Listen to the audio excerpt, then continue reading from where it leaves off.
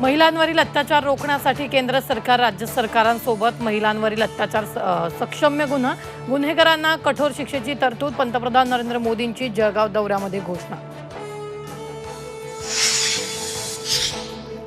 मोदींच्या दौऱ्यावर खासदार संजय राऊतांचा जोरदार हल्लाबोल. जळगावात 15 दिवसात 4 अत्याचार. पहिल्यांदा दीदींना सुरक्षा द्या, राऊतांची मागणी.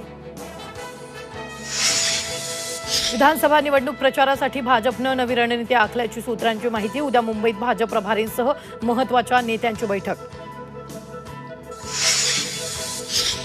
राज ठाकरेंचं अकोल्यात जोरदार स्वागत. एक दिवस आधीच राज ठाकरेंचा दौरा आटोपणार. उद्या बुलढाण्यात जाण्याऐवजी आजच बुलढाण्यात बैठक. राज्य मंत्रिमंडळाची थोड्याच वेळात साप्ताहिक बैठक. राज्य शासकीय कर्मचाऱ्यांसाठी सुधारित राष्ट्रीय निवृत्ती वेतन योजनेवर शिक्कामोर्तब होणार. लाडकी बहीण योजनेचा आढावा घेतला जाणार. नेपाळ दुर्घटनेतील भाविकांच्या मृतांची संख्या 30 वर. 27 मृतदेह जळगावात दाखल.